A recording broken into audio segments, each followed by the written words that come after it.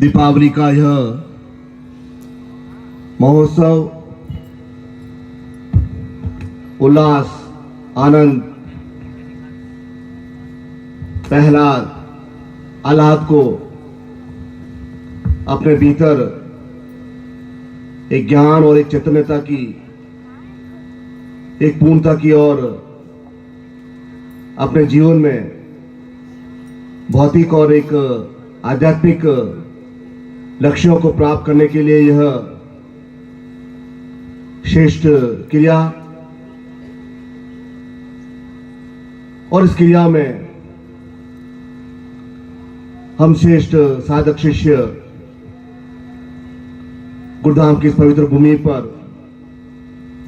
आकर सदगुरुदेव और माता जी के चरणों में अपनी प्रार्थना, अपनी क्रिया, अपना व्यथा, अपना चिंतन, अपनी पीड़ा, अपना ध्यान और यह हम सब श्रेष्ठम चिंतन की क्रियाओं के माध्यम से आप सब शिष्यों ने यहां आकर अपने अपने घरों में यहां इस गुरुधाम की पवित्र भूमि को अपना घर, अपनी तपोभूमि, श्रेष्ठ साधन की क्रिया के माध्यम से यहां आकर गुरुधाम की इस पवित्र भूमि का जो आपने गौरव बढ़ाया है, आप सबको मैं पूर्ण रूप से आदेश आशीर्वाद प्रदान करता हूं और आपके जीवन की मंगल कामना करता हूं।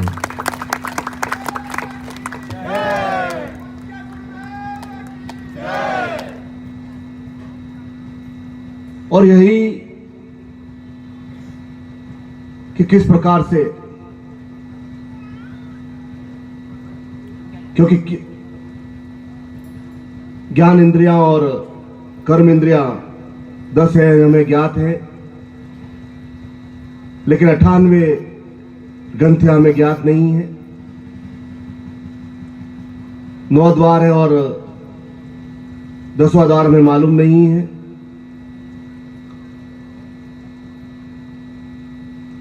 और बिना इन 98 इंद्रियों को, बिना इन द्वार को जागृत करते हुए बिना हम उस ज्ञान को प्राप्त नहीं कर सकते हैं, उस चेतना को प्राप्त नहीं कर सकते हैं। अनुभव हमें अवश्य हो सकता है, आपके पास जाएं तो आज का अवश्य अनुभव होता है, लेकिन हमारे अंदर की चेतना, हमारे अंदर का ज्ञान, हमारे अंदर की पूर्णता, हमारे अंदर की समस्त ज्ञानेंद्रियों इंद्रियों को जागृत करने की क्रिया, जिसके माध्यम से हमें वह ज्ञान प्राप्त हो सकता है, इसके लिए जीवन में हजारों सालों से जो एक क्रिया है, उस क्रिया के माध्यम से हमारे जीवन में धारणा और ध्यान और समाधि की प्राप्ति हो सके। बिना धारणा के हम बिल्कुल ज्ञान से कोरे, और किस प्रकार से जीवन में वह धारणा को प्राप्त किया जाए, और धारण करने की योग्य चीज क्या होती है, और जीवन में किसको धारण किया जा सकता है। इसे शंकराचार्य ने अपने उस महान प्रवचन में कहा कि एक सापेक्षता में, अर्थात एक मिलन की क्रिया में, एक जुड़ाव की क्रिया में हम उन्हीं से जुड़ सकते हैं जो हमारे लिए आदर्श है। अर्थात संसार में सभी से प्यार किया जा सकता है, सभी से मेलजोल किया जा सकता है, सभी से भाईचारा बढ़ाया जा सकता है,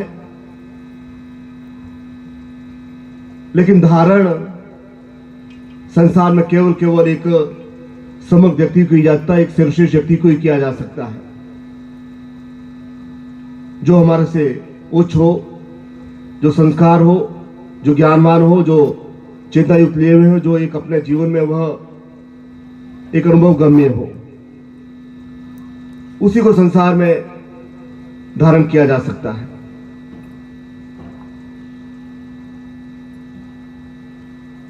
और हमारी जो यह उन्होंने सापेक्षता के बारे में कहा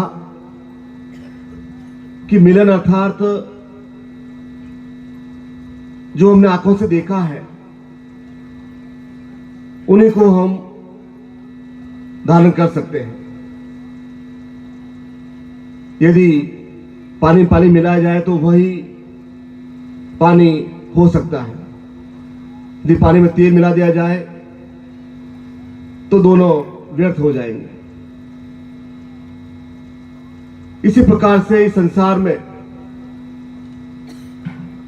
जब एक शिष्य,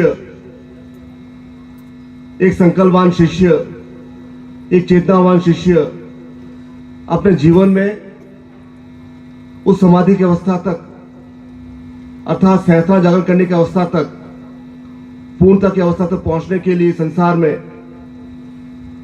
यात्रा करता है, इस संसार में अपने आगे बढ़ता है उस ज्ञान को प्राप्त करने के लिए, तो उसे जीवन में धारण अवश्य करना पड़ता है, जिसके हम परिचित हैं। क्योंकि ज्ञानी कह गए हैं कि जल में कुंभ, कुंभ में जल, बाहर भीतर पानी, फूटा कुंभ, जल जल ही समाना। अर्थात इस संसार में मनुष्य यात्रा तो करता है, लेकिन वह यात्रा इस संसार में उस चेतना को, उस ज्ञान को, उस श्रेष्ठता को प्राप्त करने के लिए वह यात्रा नहीं है। अर्थात वह जो घड़ा है वह मनुष्य है, वह शिष्य है, उसके अंदर भी पानी है, और बाहर जो नदी है उस नदी में भी पानी है, और उस घड़े को फोड़ना है ताकि उसका जल उस नदी के जल में मिश्रित हो जाए, उसमें उसे प्राप्त हो जाए। और उसे फोड़ने के लिए, उस घड़े को फोड़ने के लिए एक माया की दीवार को तोड़ना पड़ता है, हटाना पड़ता है, स्वयं प्रयत्न करना पड़ता है। क्योंकि नदी जो गुरु है, जो प्रवान है, जो सदा सदा के लिए, वो कह रही है कि तुम्हारा जो अंदर जो पानी है वह बासी हो चुका है, वह सड़ चुका है। जब तक वह मुझ में नहीं मिलेगा तब तक वह पानी, तब तक तुम्हारा जीवन वह स्वच्छ और निर्मल और पवित्र पावन नहीं हो सकेगा। तो तुम्हें वह ज्ञान के माध्यम से वह स्वयं की जो दीवार है, स्वयं का जो माया है, स्वयं का जो घड़ा है, वो अवश्य फोड़ना पड़ता है, तभी वह सही अर्थों में वह उस श्रेष्ठता की क्रिया में अग्रसर हो सकता है। और गुरु यह उस व्यक्ति को जो उस घड़े को फोड़ने के लिए संकल्पित है, उसे कहते हैं तुम्हें एक बार उस दीवार को हटाना है, और उस में किस प्रकार से बहना है मैं तुम्हें वह ज्ञान तुम्हें दे दूंगा। क्योंकि मैं पिछले 25,000 वर्षों से बहता हुआ आया हूं, पिछले कई युगों से मैं बहता हुआ आया हूं, तो मैं उस को अंदर मिलाना है, तो उस सूत्र में अपने आप को पिरोना है। इससे जीवन में सबसे बड़ी क्रिया जो साधक शिष्य की जीवन की क्रिया होती है कि वह एक धारण करने के लिए योग्य, क्योंकि हमने देवी देवताओं को देखा नहीं है, हमें ज्ञात नहीं कि कृष्ण का ये वास्तविक चित्र है कि नहीं है, राम का ये वास्तविक चित्र है कि नहीं है, बगलामुखी का चित्र वास्तव में है कि नहीं है। यह तो एक चित्र का कल्पना थी, उसके प्रकार से उसने एक मनुष्य शरीर को एक भगवान राम का एक रूप दे दिया। हमें ज्ञात नहीं कि वास्तव में भगवान राम का स्वरूप है कि नहीं है। इसे जिसको हमने देखा नहीं है उसको हम धारण नहीं कर सकते हैं। बगलामुखी को देखा नहीं है, महाविद्या को देखा नहीं, तो उसको हम धारण नहीं कर सकते। इसको देखा नहीं, वो धारण नहीं कर सकते हैं। लेकिन गुरु हमसे परिचित होते हैं, हमने उनको ध्यान से देखा हुआ होता है, हमने उनको जांचा होता है, परखा हुआ होता है, हमें उनके बार बार देखा हुआ होता है। तो वो एकत्रित करते हुए हम उस धारणा की क्रिया को, क्योंकि जब तक धारण नहीं करेंगे तब तक वो ज्ञान प्राप्त नहीं होगा। जब तक इंद्रियों का कर्मेंद्रिया 58 इंद्रिया नहीं खुलेगी, वो ज्ञान के द्वार नहीं खुलेंगे। बाकी सब तो परिचित है, जो बनते हैं, बिगड़ते हैं, बूझते हैं, समाप्त हो जाते हैं। ये तो जन्म के द्वारा हमारे ये संबंध स्थापित हुए हैं, ये तो थोपे हुए संबंध है। यह कोई धारण करने के लिए योग्य चीज नहीं है।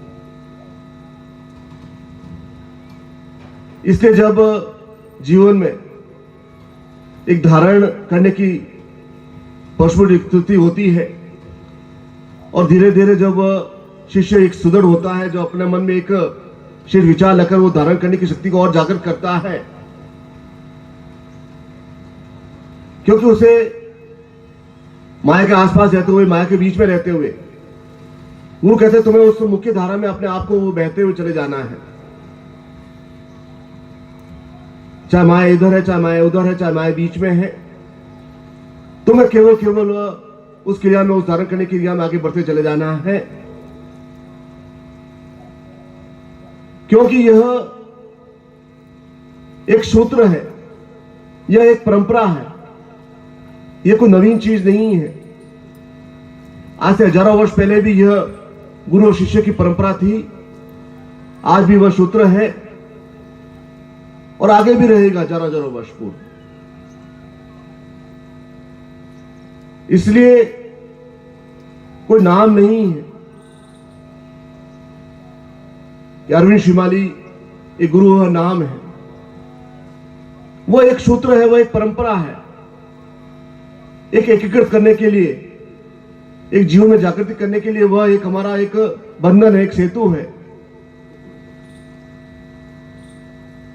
आज से 50 वर्ष और कोई गुरु होगा, अर्थात यह क्रिया, यह चिंतन हजारों युगों से चला आ रहा है और आगे भी जब तक इस आर्यों की धरती है, जब तक यह चिंतन चला जाएगा। उस ज्ञान को, उस गुरुत्व की क्रिया को एक धारण करने के माध्यम से, ताकि हमारा एक सहस्रा जागृत हो सके, हमारा एक ध्यान धारणा की क्रिया, एक समाधि क्रिया हमारे अवस्थित हो सके। क्योंकि हम ज्ञान के क्षेत्रों में कोरे हैं, हमें ज्ञान प्राप्त ही नहीं है, हम ज्ञान को प्राप्त करने की क्रिया हमें ज्ञात नहीं है, किस प्रकार से उसे ज्ञान को प्राप्त करें और वो धारण करने की क्रिया और धारण कैसे करें, इसके लिए आवश्यकता है जीवन में एक सेवा और समर्पण का भाव। जब सेवा नहीं रहेगी, समर्पण की क्रिया नहीं रहेंगे, जब तक गुरु धारण नहीं हो सकते हैं। क्योंकि हिमालय अपने जगह अटल है, अड़िग है, हिमालय अपनी जगह अवस्थित है, समुद्र अपनी जगह अवस्थित है। नदी को उस गंगोत्री के रूप में उसकी जीवन की यात्रा करनी पड़ती, नदी को अपने जीवन की यात्रा, उस गंगोत्री को उस समुद्र में विलीन होने को, समुद्र समा जाने के लिए, उसे प्राप्त करने के लिए उसे उसकी यात्रा करनी पड़ती है।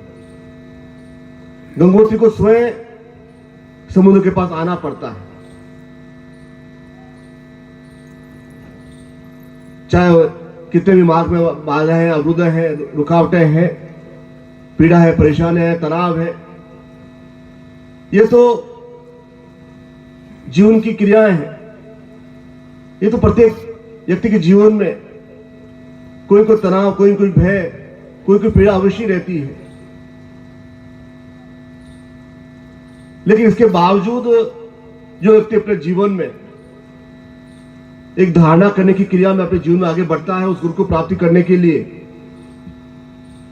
उस सेवा और समर्पण के माध्यम से, तो उस व्यक्ति की क्रिया अवश्य पूर्ण होती है, उसे उसका चिंतन अवश्य प्राप्त होता है।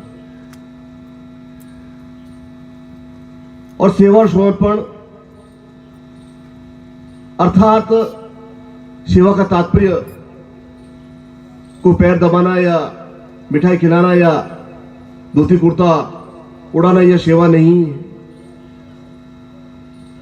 सेवा का तात्पर्य है कि आप कोई भी कार्य कर रहे हैं, उस कार्य में गुरु की सहमति, उसमें गुरु की क्रिया है, गुरु की चाहत है, उस क्रिया में गुरु की आकांक्षा, गुरु की इच्छा है। यह नहीं कि पास बैठे हैं तो वही गुरु सेवा है, 2 महीने नहीं मिले, 3 महीने नहीं मिले, कहीं भी स्थान पे रहे। सेवा का तात्पर्य है कि जो कार्य सौंपा है, जो चिंतन दिया है, जो विचार दिया है, जो योग्यता दी है, जो कर्म दिया है, वह उसे जीवन में अपने आगे बढ़ाए, वह उसे अपने जीवन में उतारे।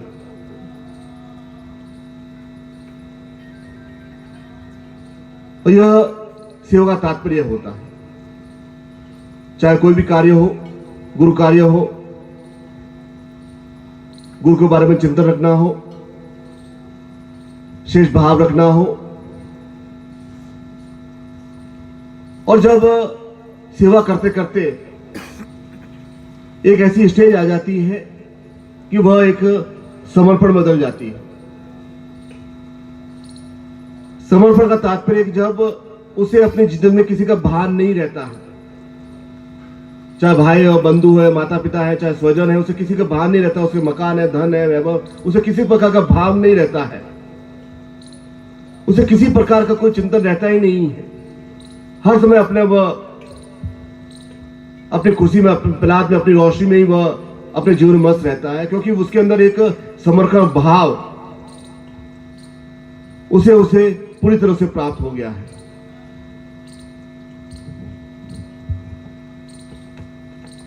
और सेवा और समर्पण करते करते जब साधक की शिष्य की ऐसी स्टेज आ जाती है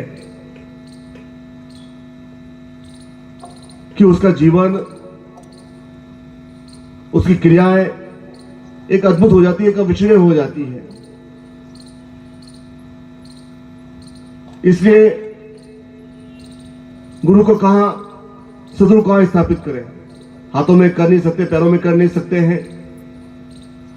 भगवान शिव का आपने चित्र देखा, पूरी आंख का एक चित्र है, तीसरी आंख का, थर्ड आई का, और उस दोनों आंखों के बीच में, भौं के बीच में जो नेत्र है, जिसे आगे चक्र कहते हैं, वहां गुरु को स्थापित करने की क्रिया होनी चाहिए।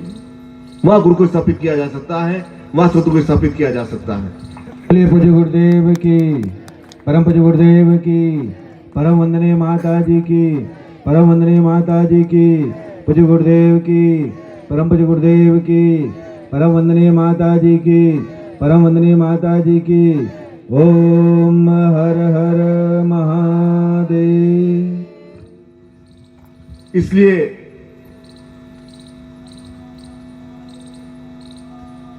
पहले ऋषि मुनि तपस्वी योगी अपने पैरों छूने नहीं देते थे,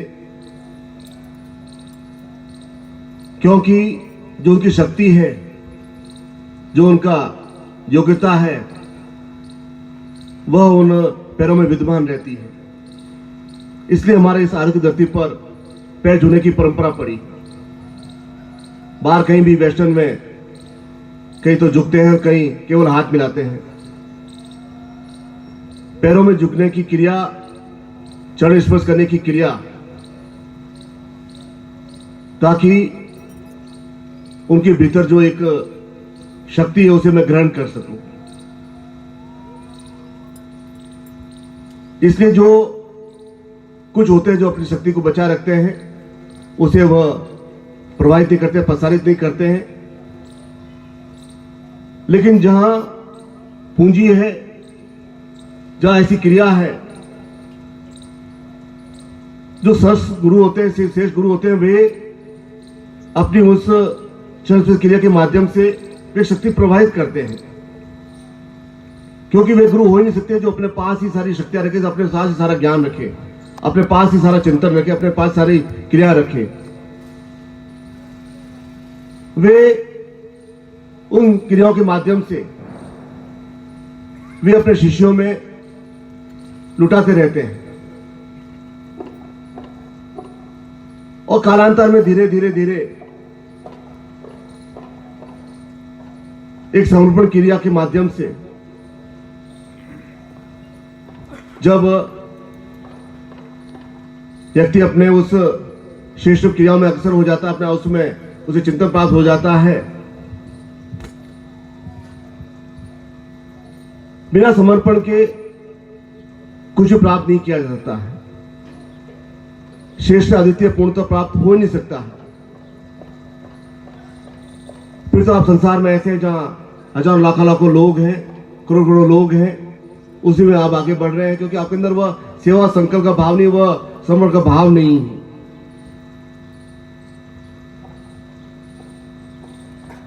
इसलिए सदगुरु के पास आने की क्रिया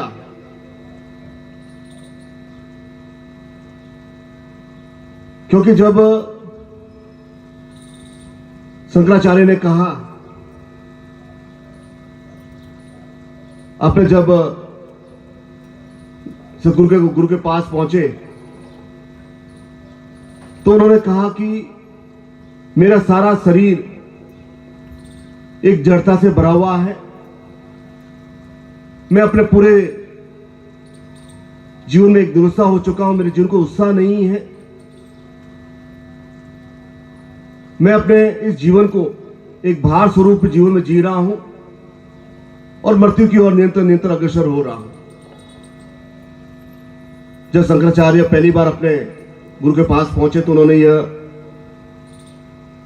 निवेदन किया कि मेरा सारा शरीर जड़ हुआ हो चुका है, और उन्होंने कहा कि मेरे जीवन में ऐसी कोई चीज नहीं है, कोई ऐसी क्रिया नहीं है जिससे मेरा जीवन स्वयं नतन युक्त हो सके, मेरे जीवन में आह्लाद हो सके, जीवन में खुशी हो सके, प्रहलाद हो सके।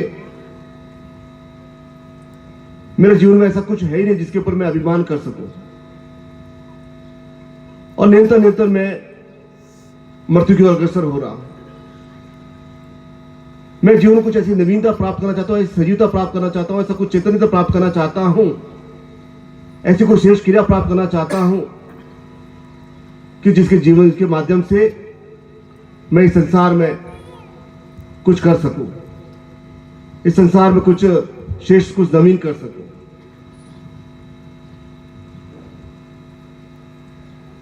और वह चिंतन, वह क्रिया, वह योग्यता हम सब भी अपने जीवन में एक जड़ हो चुके हैं। अपने जीवन में कुछ ऐसा, हमारे जीवन में कुछ एक मृत्यु रूपी, हम एक शरीर को एक भार स्वरूप हम अपने जीवन आगे बढ़ते हैं। जीवन में एक रस नहीं है, जीवन में एक धैर्य नहीं, चिंतन नहीं, एक लपक कर करने की क्रिया नहीं है। और जिस प्रकार से, क्योंकि ब्याज रोगे भैया, अर्थात जो हमने कुछ किया है उसका फल तो हमें ही भोगना होगा। जो कुछ हमने पिछले जन्मों में किया है, क्योंकि छोटी से छोटी घटना हमारे जीवन में वह रिएक्शन करके ही जाती है, वह उसका प्रभाव छोड़ती है। कोई भी घटना हो, इसलिए जब हम देखते हैं कि इस शरीर को हम कितना अधिक ध्यान रखते हैं, नहाते हैं, करते हैं, रोज नहाते हैं, मलमल के साबुन लगाते हैं, त्वचा साफ रखते हैं, लेकिन अवस्था में आकर शरीर कमजोर होता है, क्षीण हो जाता है। जिन बाल बच्चों को हम पास पोस के बड़ा बनाते हैं, देखभाल करते हैं, वही आगे चलकर हमें दुत्कारते हैं, हमें प्रताड़ित करते हैं, हमें पीड़ा देते हैं। तो यह सब पिछले जन्मों की कुछ कुछ क्रियाओं के माध्यम से यह संभव हुआ है। और यह भी एक शेष बात है कि जीवन में यदि कुछ पुण्य शेष होते हैं तभी वह गुरु के चरणों में पहुंचता है। यह भी एक सर्वशेष और एक सत्य की बात है। बिना पुण्यों के शेष गुरु के चरणों में पहुंचा ही नहीं जा सकता है, चाहे वो कितना भी जोर आजमाइश करे, कितना भी ताकत लगा ले। कुछ पवित्र भाव, कुछ हमारी क्रियाएं, कुछ हमारा ध्यान, कुछ पूजा अर्चना समर्पण भाव, तपस्या साधनाएं, कुछ अवश्य पिछले जन्म में रही होगी, अवश्य होगी की होगी, जिसकी वजह से इस जीवन में हमें शेष गुरु की प्राप्ति होती है। शेष गुरु के चरण में हम पहुंच पाते हैं, उनके अंदर हम एक समर्पण भाव जगा पाते हैं। अन्यथा समर्पण भाव आएगा ही नहीं, हो ही नहीं सकता है।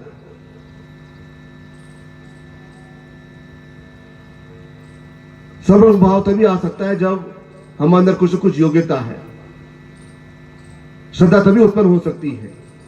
अन्यथा हाथ जोड़ ही नहीं सकते हैं। किसी के देखने से, किसी के बहकावे से, किसी क्रिया के माध्यम से व्यक्ति अपने आप में समझदार है, प्रकाशित, अपने आप का स्वयं अपना बुरा बुरा सोच सकता है, अपने स्वयं अंदर उसको एक ज्ञान दिया हुआ है, तभी वह किसी के आगे नतमस्तक होता है, किसी आगे झुक सकता है, किसी आगे हाथ जोड़ सकता है। तो कुछ तो क्रिया अवश्य होगी, और उन क्रिया के माध्यम से जो हमारी क्रिया अधूरी रह गई थी, जो हमारा ध्यान अधूरा रह गया था, जो कुछ हमने, क्योंकि गोली होती है, वो गोली यदि सिरदर्द की गोली होती है, वह गोली हम लेते हैं तो वह एक गोली हमारी ठीक हो जाती है। यदि 4 गोलियां दे तो वह उसका रिएक्शन हो जाता है, और यदि 15-20 गोलियां खा ले तो वह मृत्यु भी हो सकती है। अर्थात एक छोटी सी गोली के माध्यम से हम ठीक हो सकते हैं, वो अपना प्रभाव छोड़ती है। इसी प्रकार से इस संसार में हमारे छोटी छोटी क्रियाएं, छोटा हमारा जो भी चिंतन, हमारा स्वभाव है, हमारी अंदर का भाव है, जिस प्रकार से हमारे अंदर का एक घृणा है, हमारे अंदर एक द्वेष है, हमारी पीड़ा है, क्रोध है, चाहे छोटा भी हो, चाहे कैसा भी हो, चाहे वह झूठ हो, चाहे वह लज्जा हो, चाहे वह किसी प्रकार की क्रिया, वह इस जीवन में प्रभाव अवश्य छोड़ती है, जिसकी वजह से हम तनाव में रहते हैं, व्यक्ति पीड़ाओं में रहते हैं, जिसकी वजह से हम अपने जीवन में शेषम स्थिति को प्राप्त नहीं कर पाते। और जब एक समूह क्रिया के माध्यम से, जब भगवान शंकराचार्य को उनके सदगुरु ने कल्याण दिया, आशीर्वाद दिया कि तुम्हें इस आदित्य धरती पर उस कल्याण की क्रिया के माध्यम से समस्त शिष्यों में एक जागृति पैदा करनी है। भगवान बुद्ध को भी जब उन्होंने महानिर्वाण लिया, तब उन्होंने अपने शिष्यों को आज्ञा दी कि तुम्हें इस संसार में इस बुद्ध की स्थापना की थी, वो बुद्ध को चारों तरफ फैलाना है। इसी प्रकार से सदगुरुदेव ने हमें यह एक चिंतन दिया है, प्रभा दिया है, यह योग्यता दी है माता की कृपा से, कि हमें जो भी ज्ञान प्राप्त हुआ, भी चिंतन प्राप्त, प्रभाव, योग्यता प्राप्त हुई है, वह संसार में चारों तरफ बिखेरना है। तंत्र क्या होता है, योग्यता क्या होती है, मंत्र क्या होता है, साधना क्या, तपस्या क्या होती है, पूर्णता क्या होती है, शिष्यता क्या होती है, इसे चारों तरफ फैलाना है। दम ठोके खड़े होना है कि तंत्र क्या है, मंत्र क्या है, योग्यता क्या है, पूजा क्या है, साधना क्या है। दुबक कर, कमजोर रहकर, घर में बैठकर यह तो कायरता है, यह तो दुर्बलता है, यह तो एक शिष्यता का परिचय नहीं है। और यही समर्पण की क्रिया है कि जो हमें ज्ञान दिया, चिंतन दिया, प्रवाह योग्यता दी है,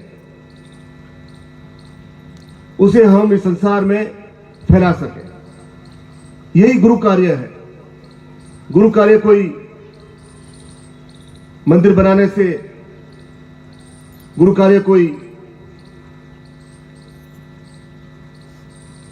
अर्थात जो हमारे पास सामर्थ्य शक्ति है, जो हमारे पास क्रिया है, उस क्रिया को हमें अपनी संतानों में, आसपास के क्षेत्रों में, आसपास क्रियाओं में उसे एक फैलाना है,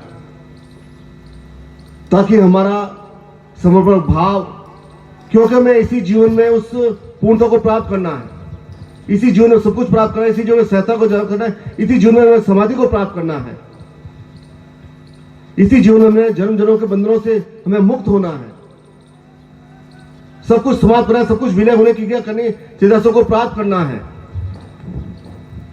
तो वह समर्पण क्रिया जब तक नहीं प्राप्त होगी, तब तक हम सही अर्थों में वह पुनः कुछ साधना करेंगे, कुछ तपस्या प्राप्त करेंगे, कुछ योग्यता प्राप्त करेंगे, फिर कुछ देर के रुक जाएंगे, विश्राम करेंगे, रुक जाएंगे, फिर हमें जन्म लेना पड़ेगा, फिर हमें गुरु की प्राप्ति होगी। तो इस कर्म को समाप्त करना होगा ताकि उस समाधि की अवस्था तक पहुंच सके, धारणा, ध्यान और समाधि की अवस्था तक पहुंच सके। सिद्धाश्रम की जो एक 25,000 पीढ़ियों का जो एक 25,000 पीढ़ी जो हमारे ज्ञान के क्षेत्र में अवस्थित थी, जो आरोग्य रचना हुई, और उसके आगे पूर्णता सद्धाश्रम, उसके बीच की जो हमारी क्रिया है वह हमारा जीवन है।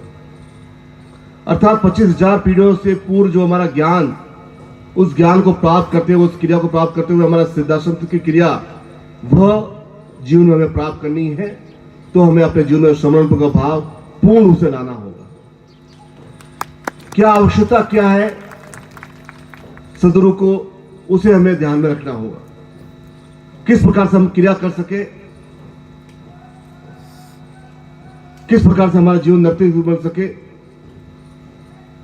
और हम दुर्बल हो जाते हैं, कमजोर होते हैं, हीन हो जाते हैं, बैठ जाते हैं, थोड़ी समस्या आ जाती है तो रुक जाते हैं, थोड़ा बहुत जीवन में बाहर आ जाता है तो विचलित हो जाते हैं, घबरा जाते हैं, थोड़ा बहुत संकट आ जाता है तो लगता है कि ये क्या है। यह तो एक माया है, यह तो एक संसारिक क्रिया है, जो हमारा जैसी वृत्तियां हैं, जैसा हमारा भोग है, वैसे प्रकार से हमें प्राप्त हुआ है। तो उसको दरकरार करते हुए हमें जीवन का ध्येय क्या, चिंतन क्या, लक्ष्य क्या है, उसे हमें प्राप्त करना है। इसलिए जब एक समर्पण क्रिया हो जाती है,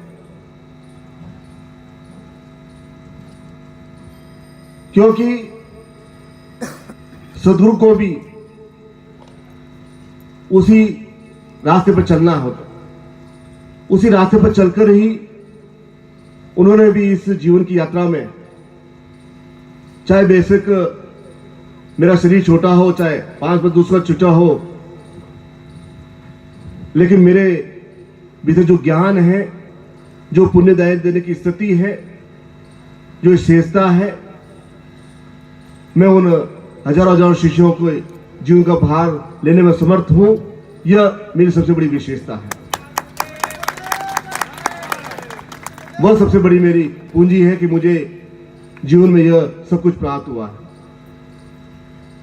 मेरे अंदर भीतर जो पुण्य है, जो ज्ञान है, इसे शरीर के माध्यम से, कपड़ों के माध्यम से, भगोड़े कपड़ों के माध्यम से, दाढ़ी के माध्यम से गुरु का आकार जा नहीं सकता है, गुरु को ताला नोपा नहीं जा सकता है। क्योंकि जब जीवन का भार लिया है तो प्रत्येक अवस्था में रक्षा करने के लिए मैं समर्थ हूं।